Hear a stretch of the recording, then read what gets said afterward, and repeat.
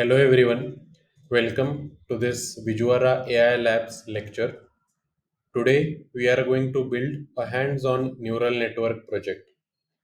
At the end of this lecture, I will show you how you can build a neural network architecture, train the model, and also test the model on a real life data set.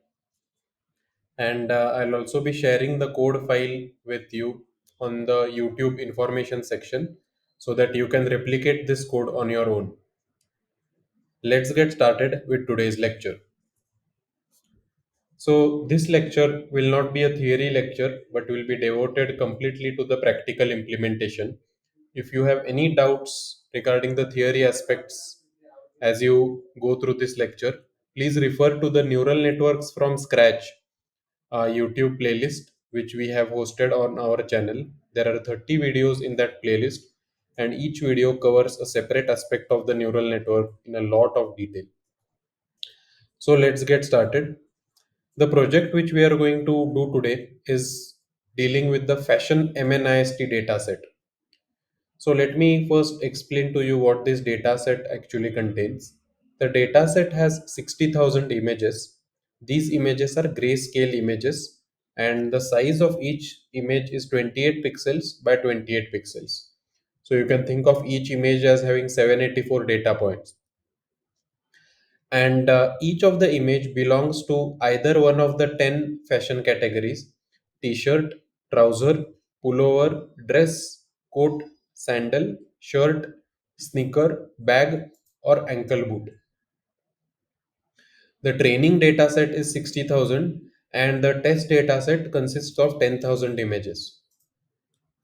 Our goal is to train a neural network so that whenever we give any image from this dataset, any new image, the neural network should be correctly able to classify which among the 10 categories does this particular clothing item belong to. So on the screen here right now, I'm showing you how the dataset looks like for each of the categories. And you can see that the images are pixelated because each image is just 28 pixels by 28 pixels. Even though the image is pixelated, I'm going to demonstrate that we can very beautifully train a neural network so that it can classify any new image correctly. So before even starting your neural network project, you need to first really understand the data set, understand the type of the data set, understand the number of data points, and then think about how many do you want for training and how many do you want for testing. Secondly, I'm going to use the Keras library in Python. So if you go to Keras, you will see that it's a deep learning API which is written in Python, and it's one of the most popular machine learning and deep learning frameworks currently. So the dataset which you just saw, the fashion MNIST dataset, let me take you through that dataset once more. So if you just type in Google Keras.dataset fashion MNIST, you'll be taken to this dataset. This dataset is directly provided through the Keras library itself. So you don't need to download it separately from anywhere else. This example is also heavily inspired from this book, Hands-on Machine Learning with Scikit-learn, one of the best books on machine learning which is available currently. So I'll highly recommend all of you to take a look at this. The first thing which we'll be doing is loading packages. So I'm just going to maximize the screen here. We are going to be mostly using two packages, TensorFlow and Keras. And so I'm going to run this initial code block where we'll import TensorFlow as TF, and then from TensorFlow we import Keras. Some other common packages which are typically used in all Python codes are NumPy for scientific computing and Matplotlib for plotting. So we'll be importing these four libraries right at the start. These are the only libraries which we'll be needing. Then what we'll be doing is that we'll be loading the dataset from Keras. So Keras.datasets contains all of the possible datasets in Keras, and it includes many things such as the CFAR dataset, IMDb movie review dataset. Um, So today we are going to just be dealing with the fashion MNIST dataset. So the command to execute for this is keras.datasets.fashion underscore MNIST. And this dataset is stored in the variable called fashion underscore MNIST. Now, uh, the way Keras gives you the data set is that it's already split into a testing and the training set. So if you just type in fashion underscore MNIST dot load data, you can get the X train and the X test values. And similarly, you can get the Y train and Y test. So you'll be getting all these four arrays. You'll be getting the X training data, which is basically the set of images. You'll also be getting the Y training data. And the Y training data means which category the image belongs to. Remember that there are 10 such categories with labels going from 0 to 9. So the Y train will contain the labels corresponding to the images in the training. The testing data set, on the other hand, contains images and their labels which are not available or not seen by the neural network. And the way this is split by Keras is that they'll give us 60,000 training data sets and they'll give us 10,000 testing data. Okay, so I have loaded this data set right now. So let me just click on this run icon. And if the data set is large, it may take some time to load. But since each image is just 28 by 28 pixels, the data set size which we are loading is not too large in this particular case. Then we can do a bit of investigation for the data set. And I recommend this practice for any machine learning or any neural network hands-on project which you do henceforth. Instead of directly moving towards the next step, it's very important to first look at the shape of the data and the type of the data. So two things are very important: the shape and the type. If you run this xtrange dot shape, you will get the shape of this data set, and you should try to understand what this means. So currently it shows three values, right? 60,000, 28, and 28.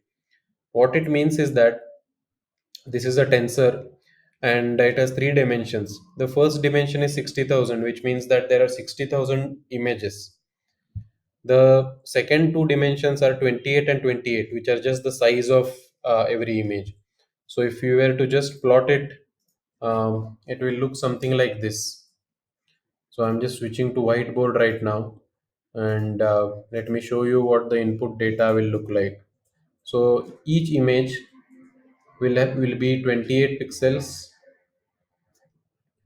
by 28 pixels, and we have a stack of 60,000 images like this. To draw it better, this is the second image, then this is the third image, and this goes on till we have 60,000 images. So then this length of the number of images, or rather the depth of this tensor, is 60,000. So let me just type it out here.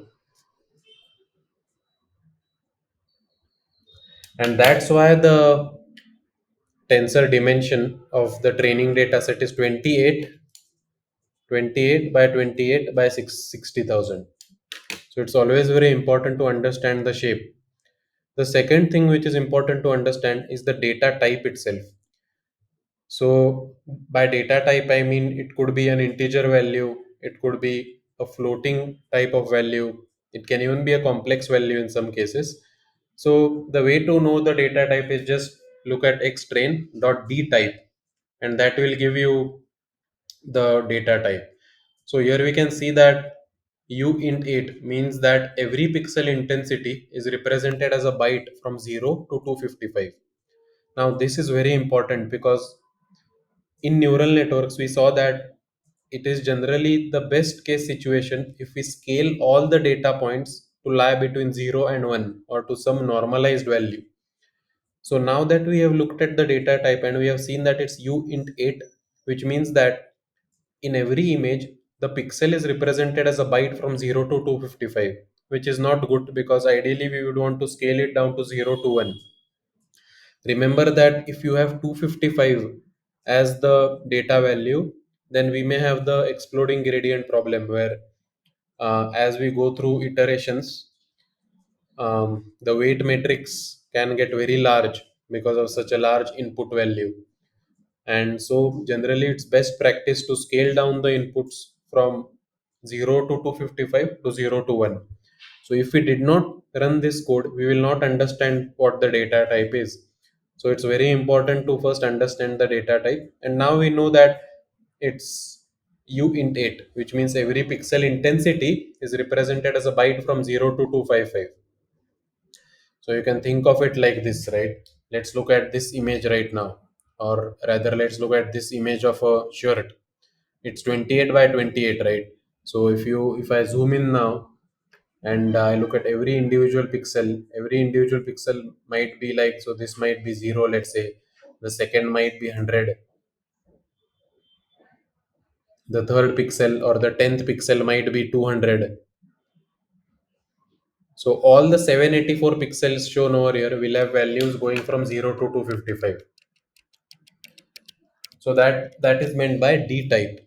Once we have understood the shape and the type of the data, then what we can do is that we can extract validation data as well. Remember that it's not enough to just have the training data and the testing data. Another important data set is validation. And usually we perform hyperparameter optimization with the validation data set. But for the sake of simplicity, today I'm just going to use the validation data set to see how the neural network performs on it. So what I'll be doing is that I'll take the training data, and then what I'll do is that I'll use the first 5,000 values as the validation data, and I'll use the values from 5,000 to 60,000 as my training data. So I'll chop my training data into two parts. The first 5,000 is validation, and the remaining 55,000 will stay for training. And then, as I mentioned before, I'll normalize or scale the pixel intensities down to the 0 1 range, and we'll divide by 255. Also, we'll convert it to floats because it's much better to operate on floats rather than integers. Similarly, for the Y training data as well, we'll be doing the same thing. The first 5,000 will be used as validation, and the remaining 5,000 will continue as the training data. We don't need to divide the Y by 255 because the Y data anyway lies between the Y labels lie between 0 to 9. Okay, so now let me run this part of the code, and it should hopefully now have constructed the X validation data as well. So now let us actually check the length of the validation data, and it should be 5,000. So I have typed here length X valid, and it's indeed 5,000, which means whatever we are doing up till now is correct. It's better to always keep on checking such things to see if we have made some mistakes or not in the code. Then what we'll be doing is that we'll be plotting the data set so that you can see what the data actually looks like. And if you're dealing with a regression data set, you might have different plots such as a histogram plot, bar plot, scatter plot, violin plot, etc. And I highly recommend you to plot the data set initially before even going to the modeling stage, because you might understand several things such as if some variables are strongly correlated with each other. If some variables are not even correlated, you might drop it from the feature set. In this case, I'm just going to show you what one sample image from the training data looks like. Now remember, in the training data set, we have 55,000 images. So I'm just going to look at the first image. Also keep in mind that Python indexing starts from 0. So when I write x train and bracket 0, it means we are going to be looking at the first image of the training data set. And I'm going to show it here. So this is how it looks like, and we can clearly see that this looks like a jacket. So among these types, it might look like a pullover, I think. And we can clearly make it out, right? But the main problem is how to train a neural network to look at this image and let's say that it's a pullover, even though this image is pixelated. And as I told you before, the Y train which is the Y labels of the training data set, are the class IDs, and they go from 0 to 9.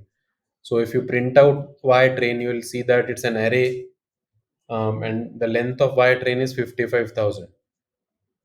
So for this particular data, which is X train 0, let us look at its label. So I'm plotting, or rather showing you Y train 0, and I'm running it here, and it says 4. So let's see what number 4 corresponds to. So number 4 corresponds to a quote. So what's shown in the image is actually an image of a quote. So what we'll be doing is that we'll be creating an array. It's an array of string variables, or rather it's a list of strings, and each item of this list is what that integer corresponds to. So instead of just saying 0 to 9, it's much better if we can just write it as t-shirt, trouser, pullover, dress, coat, etc. That's not given in the data set, so we have to write it ourselves. So once we write these as class names, then instead of just printing Y train of 0 and seeing that it is equal to 4, I can then index class names with Y train of 0 and then find out what it represents. And then as we looked over here, it was indeed a quote. So I can see that the Y train, or the label for the data which I just showed you, is that of a quote. Similar to the training shape which we saw, it's important to look at the shape of the validation data and the test data. So if you look at these shapes, they are also tensors, very similar to this tensor. Let me scroll down below. Very similar to this tensor which we saw for the testing data, for the training data. Yeah, this tensor which was 28 by 28 by 60,000. Now, if you look at the validation data, it's 5,000. 5,000 number of images. So this will be 5,000 and 28 and 28. Similarly, if you look at the test data, it will be 10,000 and 28 and 28, because the image size remains the same, 28 by 28, but the number changes. For validation data, we have 5,000 images, and for test data, we have 10,000 images. Now, just to get you more excited about this project, I'm just going to plot a number of images in the data set. In fact, I'll be plotting around 40 images. And let me run this part of the code right now. So it's running now, and hopefully you will see the images appear. So here I'm showing the images for coat, t-shirt, sneakers, ankle boots, etc., which are present in the training data set. So this is pretty interesting, right? We can look at the images, and even though it's pixelated, our mind can make out what it generally represents. Now let's get started with training the neural network. Before you even move to the training stage, in your mind, you should have an idea of the architecture which you plan to use. So let me go back to the whiteboard right now, and let me show you the architecture which we are going to use. So let's start from the input layer. So you might be thinking that the input is an image, right? How does it get converted into a list of numbers? So what we'll be doing is that we'll be using the flatten command. So what that does is that this 28 by 28, right? So we have 784 pixels, and each pixel will have a value from 0 to 1. So the flatten command just flattens out these into an array of 784 values. And so here you can see the input is an array of 784 values. Each value represents that pixel intensity from 0 to 1. So this is our input layer, and then we have to decide how many hidden layers do we want. So right now I'm going ahead with one hidden layer and two hidden layers. And then finally we have the output layer. Once we decide how many hidden layers we want, so I want two hidden layers, then we need to decide how many units do we want in each layer. So I've decided that in the first hidden layer I want 300 units, in the second hidden layer I want 100 units, and in the output layer I want 10 units. Great. The next thing you have to decide is the activation function. So I'm going to use ReLU in the first layer. I'm going to use ReLU in the second layer. And in the final layer, I have no choice but to use softmax. Why? Because this is a multi-class classification problem, and softmax is the best activation function for that. Now you might be thinking, how did I come up with these quantities like two hidden layers, 300 units in the first layer, 100 units in the second layer, 10 units in the final layer? So this is ideally done through a process of hyperparameter optimization on the validation dataset. So you start out with a big list of hyperparameters like maybe one hidden layer, two hidden layer, three hidden layers, then 300 units in the first layer, 100 units in the first layer, 50 units, etc. And then you find the validation loss on the validation dataset, and then you stick with the best hyperparameters. But I will probably make a separate video on hyperparameter optimization, since this would make the video length too large. For now, I'm just going to tell you, if you stick with one such parameter values, how you can proceed with the neural network optimization. Regarding activation functions, it's not that difficult, because the best choice probably to start with is ReLU in the intermediate layers. It's a safe choice. And on the output layer here, you have no choice but to use softmax. If you get low loss using this, you can switch the ReLU with TANH or sigmoid, and you can even try playing around with the number of layers and number of units in each layer. Finally, at the end of this forward pass, we have the loss, right? And in this case, we'll be using the categorical cross entropy loss. If you have a regression problem, we'll be using the squared loss. If any of these terminologies currently seem difficult to you, or you don't know what cross entropy loss means, you don't know what softmax means, what are activation functions, etc., I highly encourage you to go through the neural networks from scratch series, and start watching it from the first video, so that you'll understand and appreciate these concepts a lot better. That being said, if you're preparing for job interviews right now, and if you just want to get projects done, you can just start the practical implementation and learn on the go. So this is the architecture which we'll be using, and now I'm going to show you how to code this architecture in Python. So the advantage of using modern frameworks like Keras or TensorFlow is that they make it very easy to code up this entire complex architecture figure which you're seeing right now. And the way to do this is using the Keras API. The Keras API offers a number of functions such as sequential, flatten, etc. So what we have to do is we have to start out with the model, and in this case we are using a sequential model because we'll be chaining different layers with each other. We'll be chaining the first hidden layer, then activation, then the second hidden layer, then the activation, and then the final hidden layer. So we'll be using this keras.models.sequential command.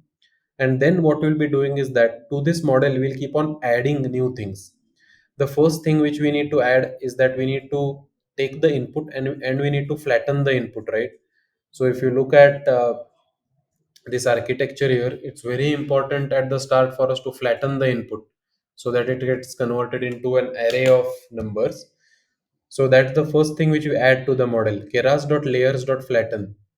So this will take in the 28 by 28 input, and it will flatten it out into a list of numbers.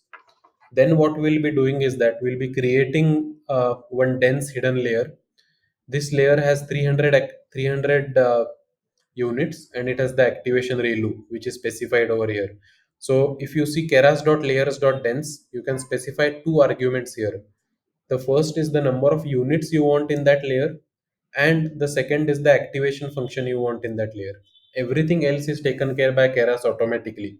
All the weights and biases are randomly initialized by Keras itself, so you don't have to specify that. Then I want the second layer. So I'll do model.add, and I will create another layer, and similar to the previous, I'll specify two arguments. I'll specify the number of units, which is 300 in this case. And then what I'll be doing is that I'll be specifying the activation function, which is ReLU. Finally, I'll add the last layer, which has 10 units, and then I'll be using an activation of softmax. That's it. This is my entire neural network architecture, and we have coded it out in just 5 lines. Um, in the neural networks from scratch series, we took 25 lectures to reach this point where we coded out every single thing ourselves. But using a modern machine learning library gives you that advantage that although you don't understand the concepts underneath, it's just a very powerful framework to get things working. So I'll run this piece of code right now, and the architecture is created. I think this code block is repeating, so I'll just delete it. And you will see at several places that I've used this np.random.seed and tf.random.seed. So the reason I do this is because the code becomes replicable. What happens is when you initialize these layers, Keras automatically assigns weights and biases through a random distribution. I think they use a Gaussian distribution for weights, and that means that every time you initialize a new neural network, the initial weights are different from each other. So if I share this notebook with you right now, you might get a different answer than what I am getting. To avoid that, it's usually better to set a seed at the start so that it will always select the same values. So then what I'll be doing is that if you print out model.layers, you will see the different layers. So first is the flatten layer, then is the first dense layer, then the second dense layer, and then finally we have the output layer. You can even do model.summary after this stage. So if you run this model.summary, you will see the model summary in a tabular format, which is very good for visualization and for understanding what's going on. So I find this model summary feature of Keras pretty useful. So here you can see the layers. First we have a flatten layer, then we have the dense layer, the second dense layer, and the output dense layer. You can even see the output shape. So from the first layer, it's just an input, right? So it's 784. From the second layer, the output will have 300. From the next layer it will have 100, and from the last layer there will be 10 outputs. And you can even see the parameters in every layer. So for example, if you look at the first layer, right, if you look at the first dense layer, there are 300 neurons here, and every neuron has a weight connected to it to the 784 inputs. So can you guess how many weights will be there in the first layer? So the number of weights in the first layer will actually be 300 multiplied by 784. These will be the number of weights in the first layer, because every neuron will have 784 weights associated with it, and there are 300 neurons. These will be the weights, and then every neuron will have a bias term. So there will be 300 bias term. So the number of parameters in the first layer will be 300 into 784 plus 300. Similarly, we can calculate the number of parameters in the second layer and in the last layer.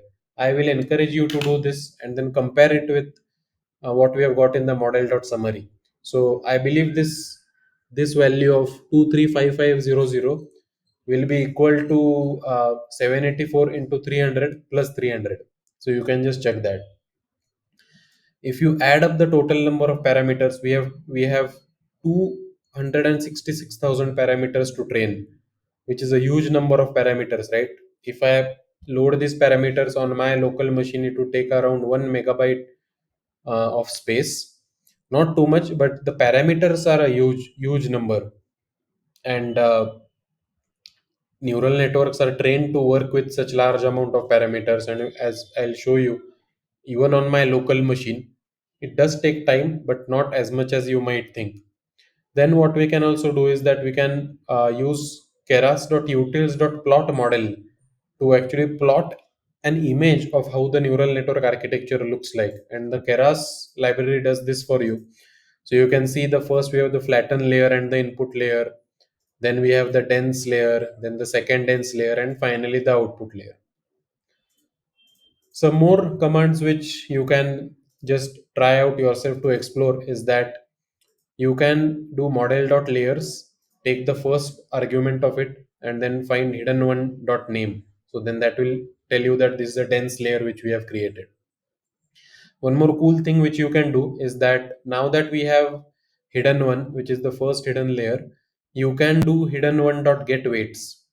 What this will do is that this will let you see the weights which Keras has initialized. So if I run this right now, and if I look at the weights right now, I have already told you how many these weights would be. The weights of the first hidden layers would be 300 into 784. And here we are just printing out what these weights would look like. They are initialized from a random distribution here. So just to make sure that things are heading in a right manner, you can do weight dot shape to check the weight, to check the shape, and it's 784 by 300. So every neuron will have 784 weights, and then there are 300 neurons. So it's correct. The weight matrix will be 784 multiplied by 300. One question which I want to ask you here is that, are the weights associated with one neuron represented as a column, or are they represented as a row? Try to think about it. There are 784 rows. So the weights associated with one neuron are represented as one column. So if you look at the fifth column, that will be the 784 weights associated with the fifth neuron. If you look at the 300th column, that will be the 784 weights associated with the 300th neuron. It's very important to do small mathematical exercises like this as you are running the notebook, so that you make sure that you have not made any mistakes along the way. Similar to the weights, you can also print out the bias matrix, and Python initializes all the bias values very close to zero. Or Keras rather initializes the bias values very close to zero. And if you print out the bias dot shape, it will be 300 biases. Now that we have defined the neural network architecture until this point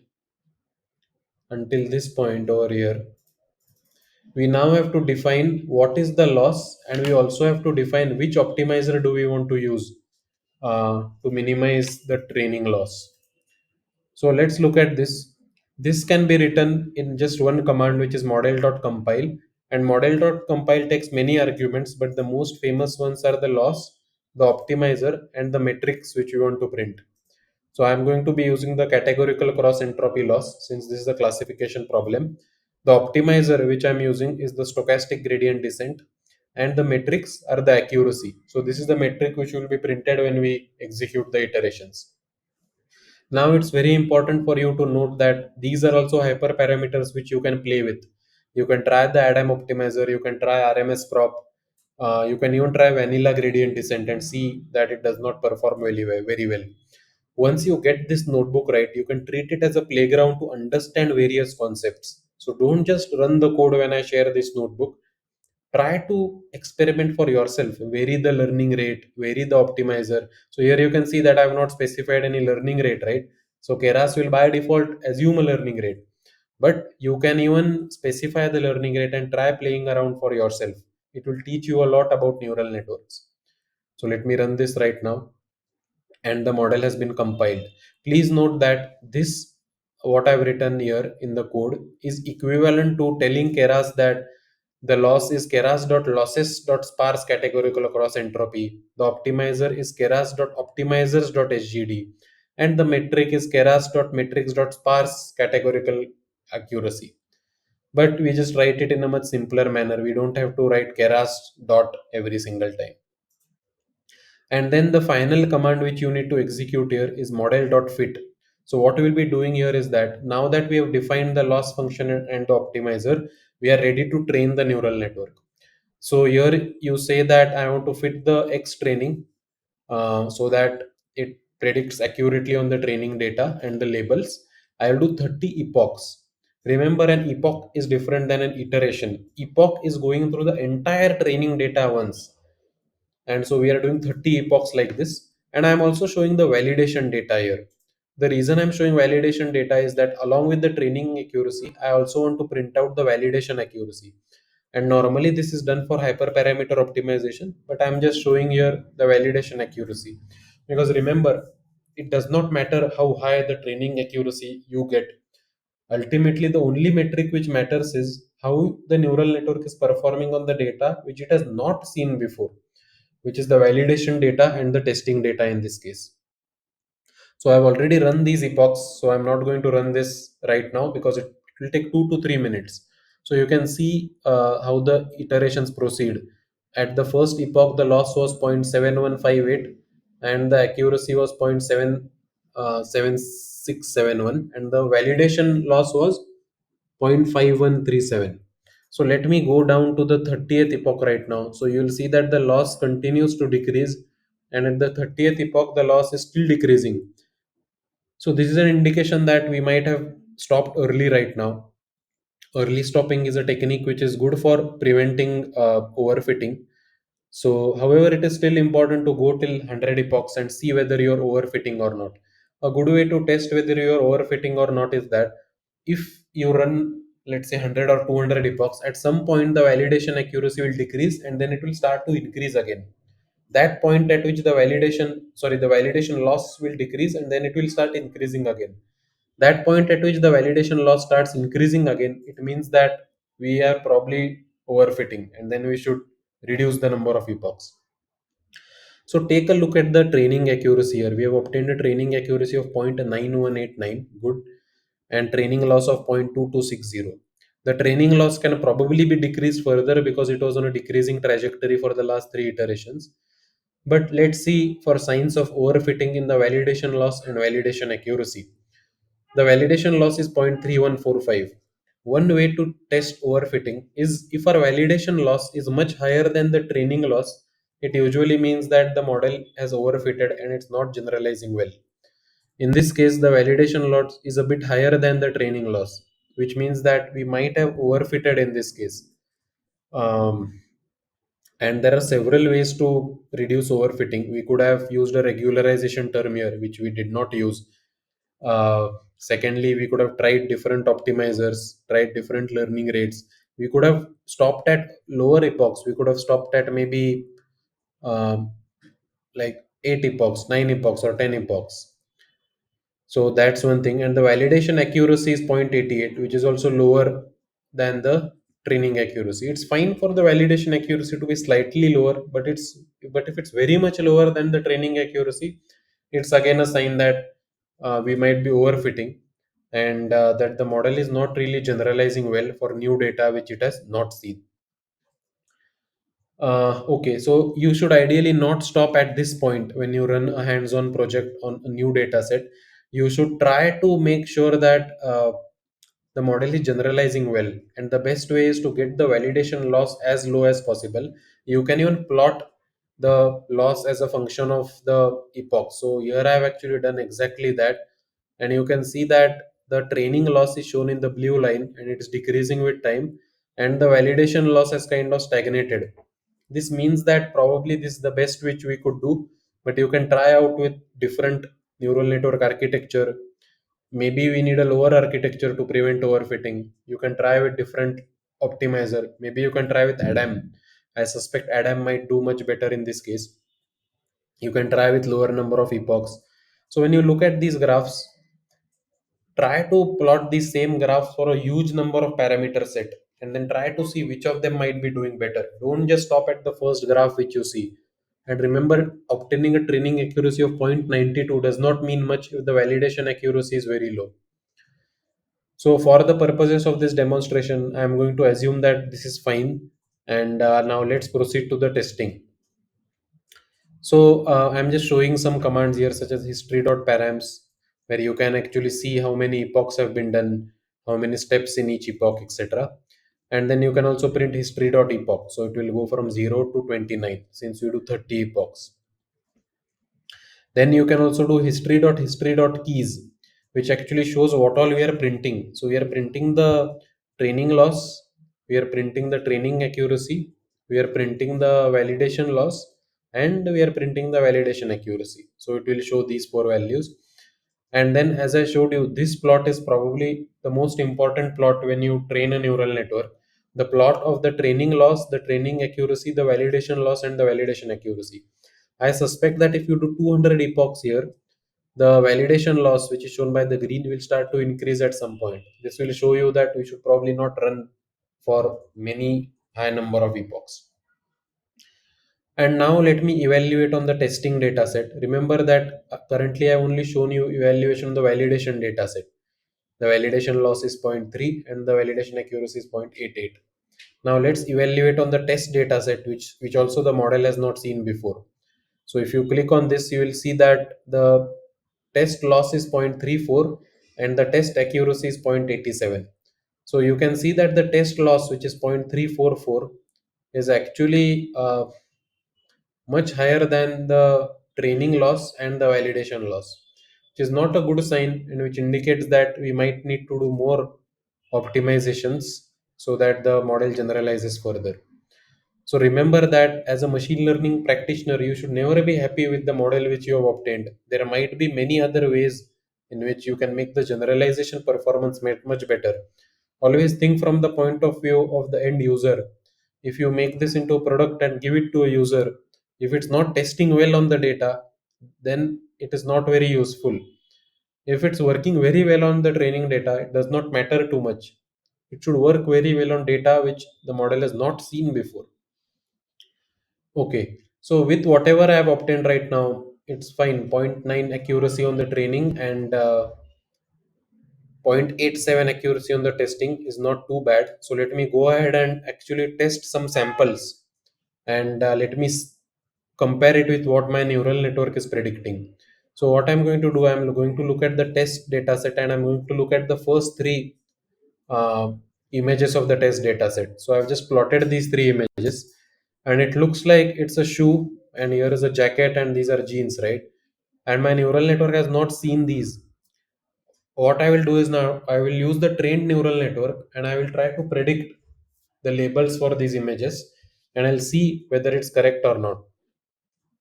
So I'm going to define y prediction as model.predict, and I'm going to take the argmax, which means that among 0 to 9, what's the which index has the highest probability. Then we choose the fashion item or the clothing corresponding to that index.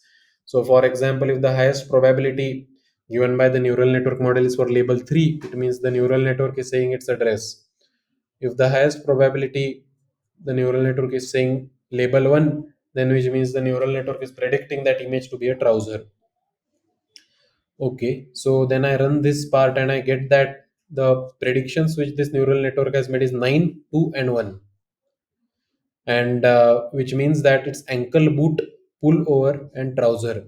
That's the prediction which my neural network is making. So let me compare it with the data set. So the first image does look like an ankle boot, and neural network is correctly classifying it as ankle boot. The second looks like a pullover, and the neural network has perfectly classified it as a pullover. And the third image looks like a trouser indeed, and the neural network has perfectly classified it as trouser. So this means that for these three testing data, we have obtained brilliant results. And we should be happy that at least the neural network is predicting something nice on the test data which it has not seen before. In fact, you can get this model to perform much better with the test accuracy reaching up to, I think you can get the test accuracy which is reaching up to zero point 0.9. So currently we have the test accuracy which is 0.87, right? I think you can take it higher to zero point 0.9 or 0.92, and you can make this model even better. I would encourage all of you to do that once you get access to this notebook. So now we have run our entire machine learning project from start to end, and we have obtained results on the testing data set. This is how you can use modern machine learning packages like Keras to train a neural network right from the beginning and then do the testing. This same code base which I will provide to you can be used for tackling many other practical problems. You just need to change few things, such as you need to change the data set, etc. But please remember that don't just blindly copy this code. Understand that there are a lot more things you can play around with here. Most importantly, the hyperparameters, such as let me take you to the neural network architecture. You definitely need to play around with the number of units. Then you need to play around with the number of layers in the neural network. You need to play around with the activation functions. Instead of ReLU, try sigmoid, try tanh, etc. Then you need to play around with the optimizer. So currently we are using an optimizer which is SGD, right? You can play around with Adam, try specifying the learning rate, etc. You can even play around with the epochs. And what I have not shown here is adding regularization. You can even add regularizers such as dropout layer. We have not added a dropout layer here. Maybe that can improve generalization, etc. Also keep in mind that the small mathematical things which we are doing at several places, such as finding the shape of the training data, finding the data type of the training data. Then at some point we also I think looked at the weight matrix, right? Let me take you to that point. Yeah, we looked at the weight matrix, we looked at the shape of the weight matrix. It's just better to have a good grasp of these quantities so that you are not just blindly running the code. Finally, remember that as a machine learning practitioner, don't just feel satisfied if you reach accuracy of zero point 0.9. Look at the validation loss, look at the validation accuracy, look at the test loss, look at the test loss, and look at the test accuracy. Those are the most useful indicators, and you should try to make them as high as possible. Secondly, always try to think, why are you getting the results that you are getting? Why are some parameters influencing the output so much? Although neural networks can be thought of as a black box, there are still some torch which you can shine on this black box yourself. Like for example, if you use Adam over HGD or stochastic gradient descent and you notice a good result, you probably would think that this is because stochastic gradient descent is not probably using adaptive step size or is not giving importance to the past gradients, whereas Adam does both, and that's why it's doing a much better job. So you can always try to think of interpretations like these, and that will make you a better and better machine learning engineer. Thank you so much, everyone. In the next lecture, we'll also be looking at another project which is training neural networks on California housing dataset. So I already have it in this notebook. This will be an example of regression. Today's lecture, we looked at an example of classification. I hope this project is useful to you, and I hope that you will use this as a starting point to do many more projects in neural networks. Thank you.